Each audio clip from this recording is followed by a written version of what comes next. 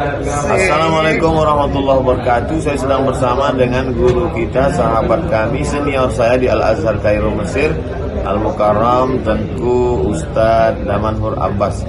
Jangan lupa ikuti kajian beliau. Yang tidak bisa, jangan ketinggalan ikuti kajian online beliau di channel Ustadz Damanhur Abbas Official. Subscribe, like, share, and comment.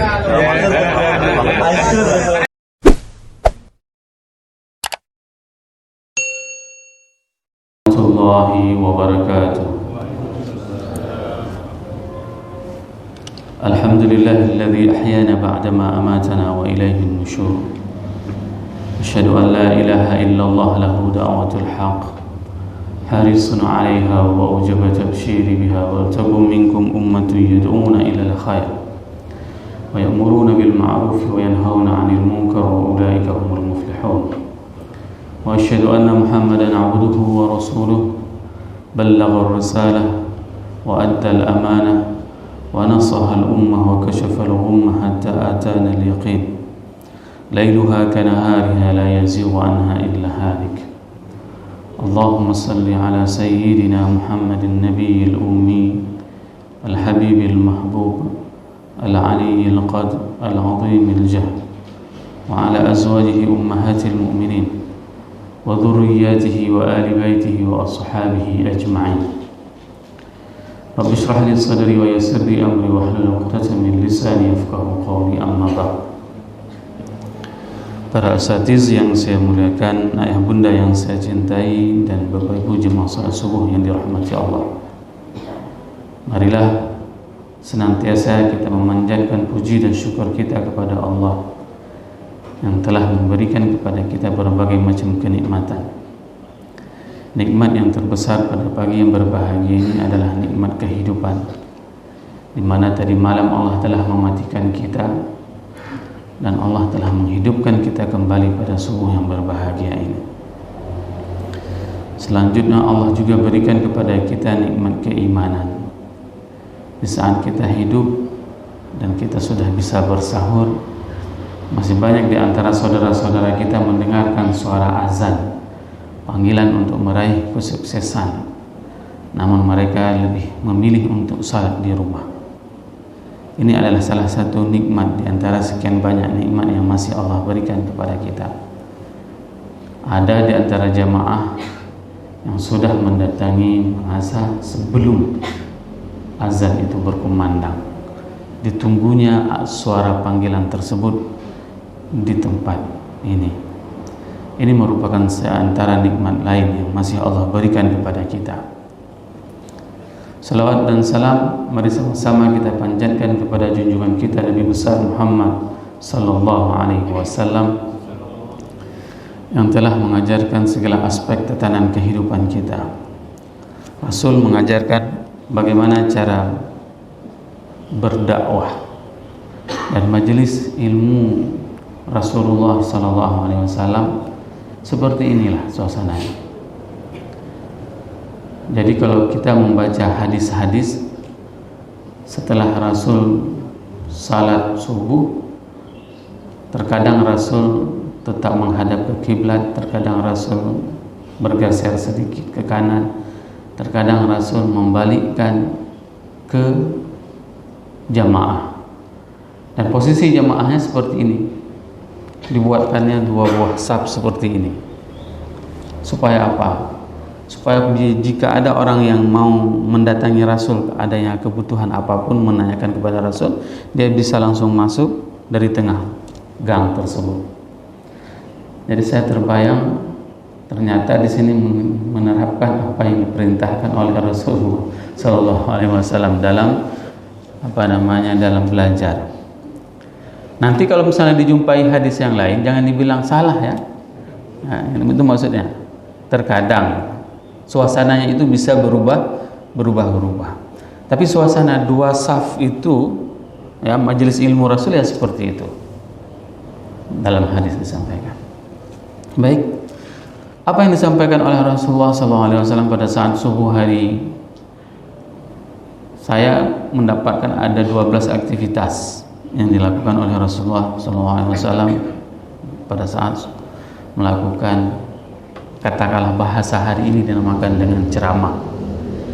Tapi sebenarnya bukan ceramah yang diungkapkan oleh Rasul, zikir.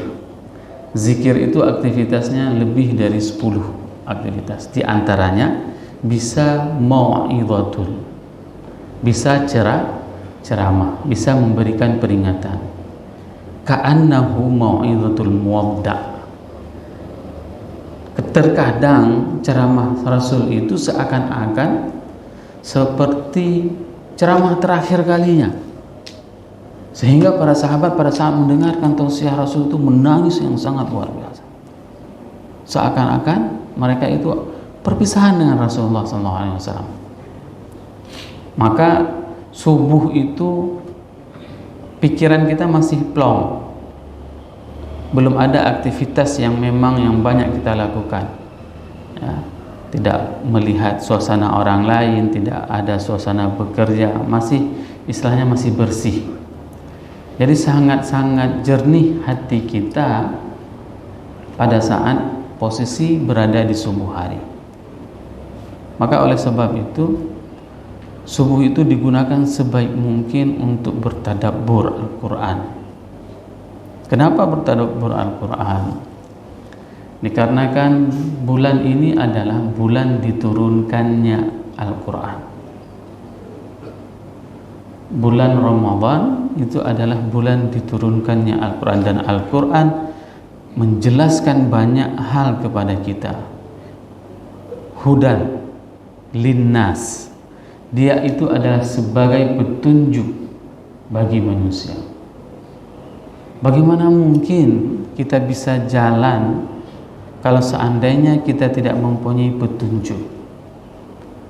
Saya sewaktu berada di Amerika disuruh pergi oleh teman dari Virginia ke Baltimore. Itu 2 provinsi yang berbeda, melewati Washington. Saya bilang sama teman, hantam lungjak lung ji lagi. Gimana cara? Tenang entah. Tenang aja. Saya kirimkan map, katanya. Apa itu map? Saya belum paham waktu itu. Petunjuk apa kendaraan yang harus dinaiki dan di mana turun, di mana berganti, ikuti petunjuk tersebut. Baiklah demikian. Sewaktu itu di Indonesia belum ada teknologi seperti itu, ya, teknologi map. Jadi dia tulis alamat universitas saya, dia pilih transportasinya itu adalah train, ya, kereta api. Setelah itu dia buat destinasinya kemana, dan saya mengikuti arahan map tersebut. Dari Virginia saya naik bus ini ke tren, naik bus, turun bus, naik tren. Tren ini pindah dari merah ke biru, dari biru ke oranye, dari oranye naik tren lain ke antar provinsi. Saya ikuti semua petunjuk itu, ya. Setelah perjalanan terakhir ditulis itu sudah sampai di Baltimore.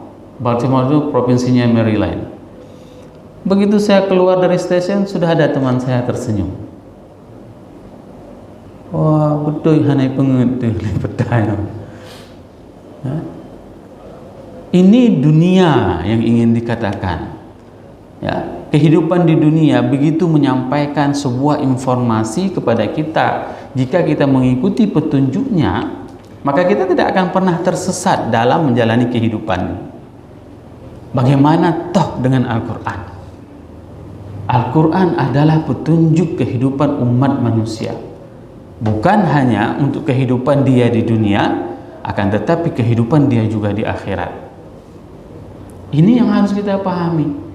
Nah, hari ini pada saat kita tidak memahami Al-Quran, tidak memahami hadis, dan tidak mau mengikuti apa yang diperintahkan oleh Allah dan Rasul, inilah yang membuat kita sebagai umat yang paling tertinggal. Dikarenakan apa? Dikarenakan melepaskan ajaran agama kita dan mengambil ajaran agama orang lain. Pada subuh yang berbahagia ini, Mari sama-sama kita melihat surat Ibrahim ayat 22 yang berbunyi, A'udzubillahi minasyaitonirrajim, Bismillahirrahmanirrahim. Wa qala asy-syaitanu lamma qudiyal amr innallaha wa'adakum wa'adal haqq wa wa'adtukum fakhlaftukum wa ma kana li 'alaykum min sultan illa an da'awtukum fastajabtum li fala talumuni walumu anfusakum wa ma ana bimusrikhikum wa ma antum bimusrikhiyya inni kafartu bima asyraktumuni min qablu inna dhalimina lahum azabun alim. Sadaqallahul azim. Ini merupakan sebuah ayat ini merupakan gambaran suasana hari akhirat. Suasana hari akhirat di mana pada saat orang-orang yang sudah dihimpun oleh Allah untuk dimasukkan ke dalam surga, mereka pada satu golongan, ashabul yamin, dan orang-orang yang dihimpun untuk masuk ke dalam neraka itu dikelompokkan dengan ashabus shimal. Pada saat mereka sudah ngumpul semuanya, ashabus shimal, maka datanglah syaitan, pemimpin tertinggi iblis. Dia berdiri di atas mimbar, mungkin pada saat itu ada mimbar ya, dan berpidato di depan para audiennya semua, penghuni neraka. Ini ayatnya, khutbah yang paling menyedihkan didengarkan oleh penghuni neraka. Apa yang dikatakan? Wa qala asy-syaitanu lamma qudiyal amr, dan berkata syaitan pada saat semua urusan itu telah selesai, hisab kita sudah selesai, seperti yang saya katakan tadi, ada yang sudah dimasukkan ke dalam golongan yamin dan ada yang dimasukkan ke dalam golongan shimal. Setelah itu maka syaitan itu berpidato, innallaha wa'adakum wa'adal haqq, wahai semua pengikutku, sesungguhnya Allah berjanji kepada kalian itu dengan janji yang benar. Apa yang janji yang benar? Pergilah salat berjamaah 5 waktu ke masjid. Ini adalah janji yang benar. Kapan kita dapatinya? Nanti Pak, pas saat meninggal ya, itu baru tahu kita ternyata indah sekali pergi salat berjamaah. Jangan minta meninggal sekarang, dosa masih banyak. Tunggu dulu. Nah, ini yang dijanjikan Allah. Innallaha wa'adakum wa'adal haqq. Sesungguhnya Allah menjanji, apa yang dijanjikan oleh Allah itu adalah janji yang pasti. Allah berjanji bahwasanya berpuasalah kamu, maka aku akan membalasnya. Siapa yang membalas puasa? Allah. Bapak Ibu tahu saya puasa hari ini? Enggak. Ya kan? Pura-pura haus juga bisa, misalnya telan ludah, agak sedih wajahnya, pasang bisa, semua bisa sandiwara. Tapi yang tahu seseorang itu puasa siapa? Allah. Siang hari, apalagi ini dalam 2 hari ini panasnya luar biasa, kumur-kumur, rasakan sedikit. Ada yang jemaah seperti itu mengatakan kepada saya, Ustaz, saya kalau udah asar tuh udah agak segar, Ustaz. Kenapa? Karena saya kumur-kumur. Berarti ada merasakan tetesan kumur-kumur itu ke dalam tenggorokan. Ini adalah perilaku yang memang tidak ada orang lain yang mengetahui kecuali diri kita. Maka puasa itu adalah dijanjikan oleh Allah, wa ana ajzibi, Allah yang akan berikan balasannya, bukan balasan dari siapapun. Coba lihat di mana ada hadis yang mengatakan pahala puasa itu adalah misalnya dapat 2 buah surga. Nggak ada balasan puasa itu seperti apa. Kenapa? Karena that is the script, itu adalah rahasia antara Rabb dengan hambanya. Kalau rahasia itu biasanya hadiahnya bukan kipas angin, Bapak Ibu. Ya, kalau rahasia hadiahnya itu bukan sepeda, bukan rice cooker. Ya, rahasia itu hadiahnya pasti spektakuler. Ya, misalnya kalau sepeda bisa dapat ditarik tambang, ya kan, Panjat Pinang, nggak ada rahasia, udah tahu kita hadiahnya. Kalau rahasia pasti hadiahnya itu luar biasa, maka Allah sembunyikan. Dan apapun yang dijanjikan oleh Allah, puasa, haji, sedekah, itu adalah janji yang pasti. Ini yang dikatakan oleh iblis, oleh syaitan. Cuman dia ngomongnya bukan hari ini. Kalau hari ini dia tetap bilang, ngapain puasa, capek aja, buka aja, nggak ada yang tahu. Ngapain sedekah, begitu lewat celeng tadi pura-pura tidur terus. Tidur seperti itu katanya. Tapi nanti pada hari akhirat syaitan sendiri yang mengatakan, innallaha wa'adakum wa'adal haqq. Allah telah menjanjikan dengan janji yang pasti. Fakhlaftukum, maka kalian itu mengingkarinya. Ini yang paling bahaya. Ya, diingkarinya oleh manusia. Pada saat Allah mengatakan jangan berzina, ya, dia berzina. Pada saat Allah mengatakan jangan mabuk-mabukan, dia mabuk-mabukan.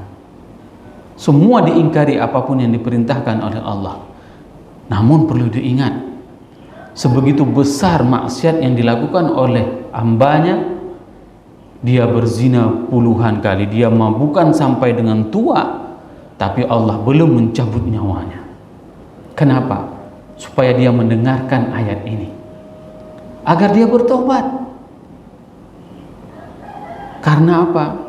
Karena kalau sudah bunyi serene di munasah setiap pagi yang mengumumkan tentang kematian, maka tidak ada lagi tobat yang bisa diterima.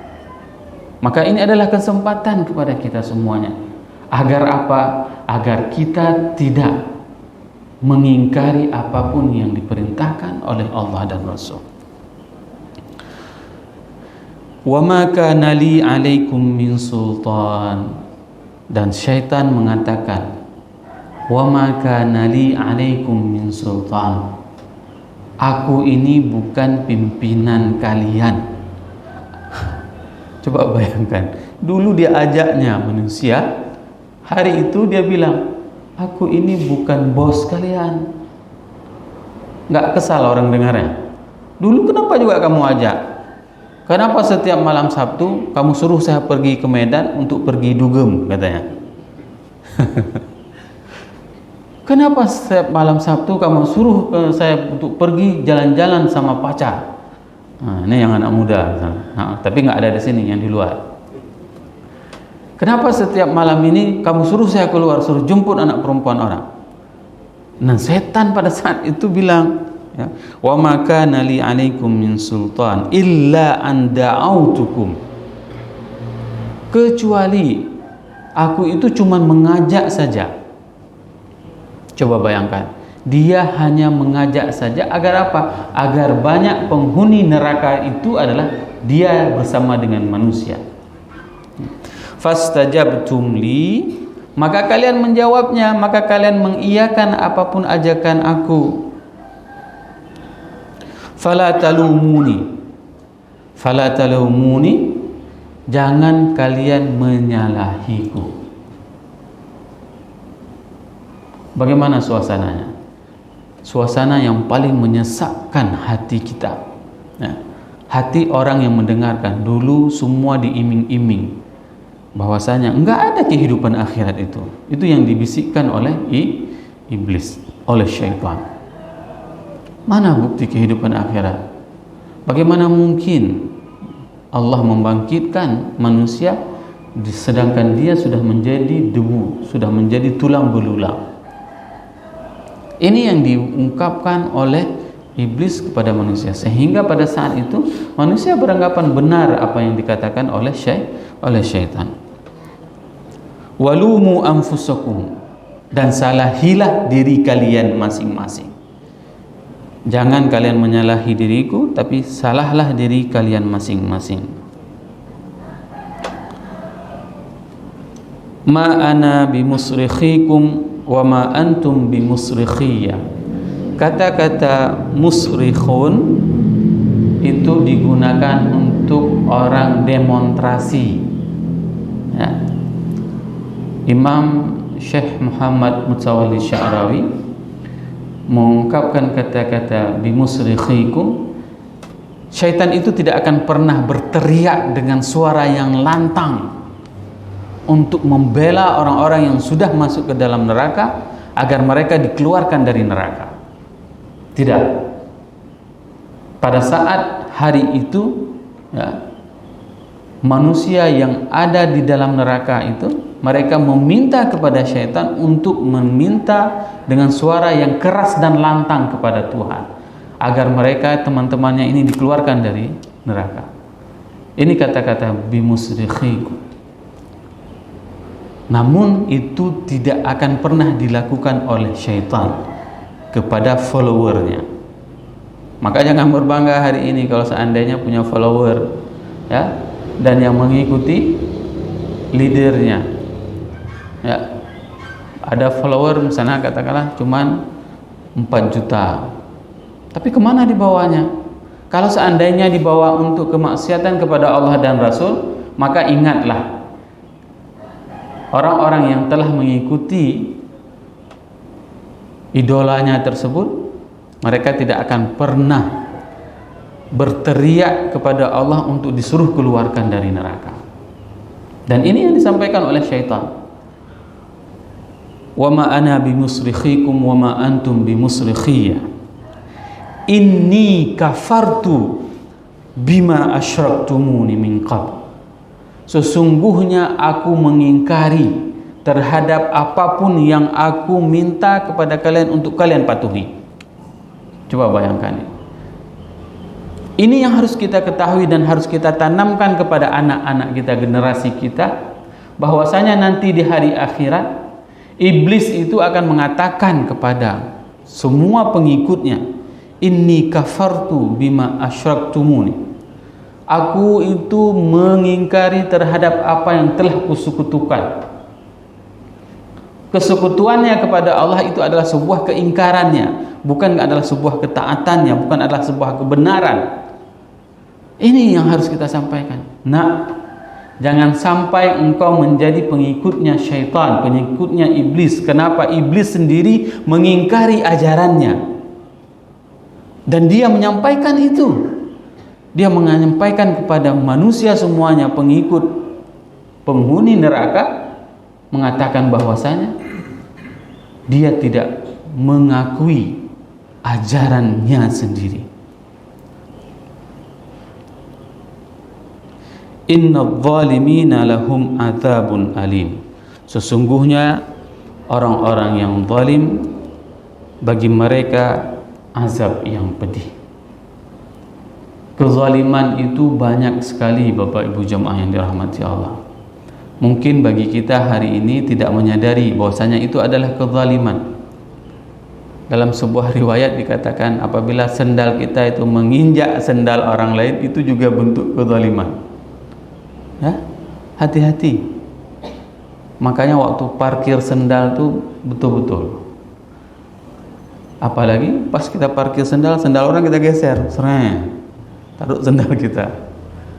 Ini bentuk kezaliman. Ya.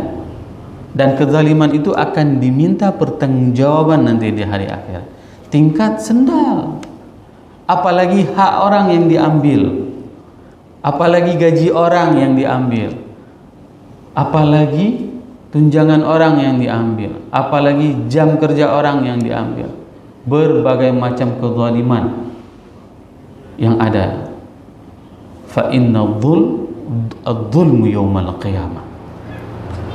Kezaliman itu adalah kegelapan nanti pada hari akhirat. Gelap, suput bahasa Aceh, suput yang sangat-sangat suput, ya, kegelapan yang sangat luar biasa. Ini adalah sebuah ayat yang mengungkapkan bagaimana kondisi manusia pada akhir zaman. Dan alhamdulillah Allah masih memberikan nikmat itu kepada kita agar apa? Agar kita tidak menjadi pengikutnya syaitan nanti yang akan mendengarkan khutbah ini. Cukup Bapak Ibu jamaah yang berhadir pada subuh yang berbahagia ini mendengarkan ayat ini, pidato ini dari saya. Ya, jangan coba-coba untuk mau merasakan, mau mendengarkannya dari syaitan.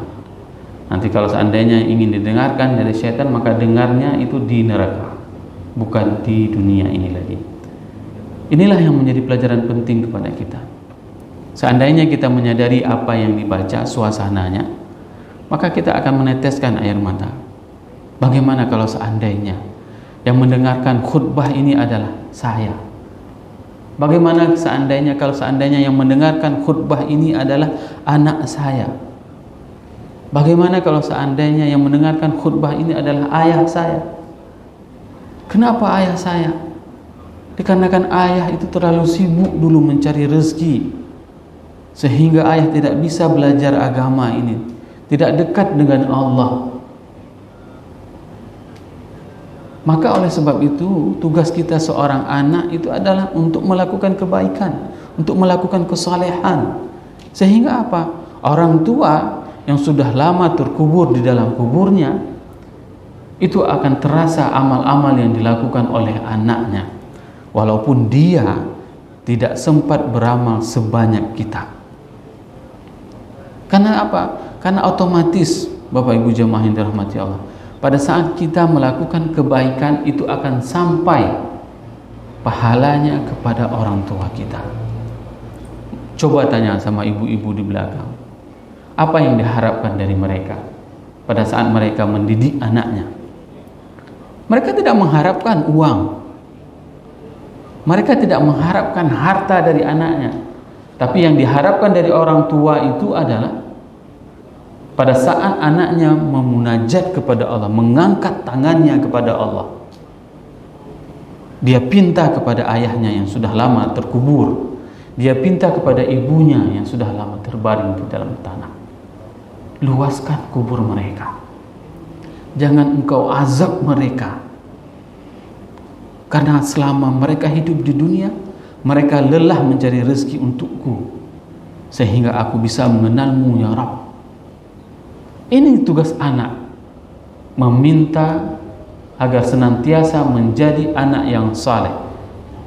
Anak yang saleh inilah yang sangat diharapkan oleh orang tua, agar apa? Agar senantiasa melakukan kebaikan-kebaikan sehingga dia tidak akan terbebani di dalam kehidupannya. Semoga apa yang saya sampaikan ini bermanfaat kepada diri saya dan kepada jemaah semuanya, sehingga kita bisa meningkatkan keimanan kita kepada Allah dan kepada Rasul, dan bertambahnya cinta kita kepada Allah dan kepada Rasul. Subhanakallahumma wa bihamdik, asyhadu an la ilaha illa anta, astaghfiruka wa atubu ilaik. Wassalamualaikum warahmatullahi wabarakatuh.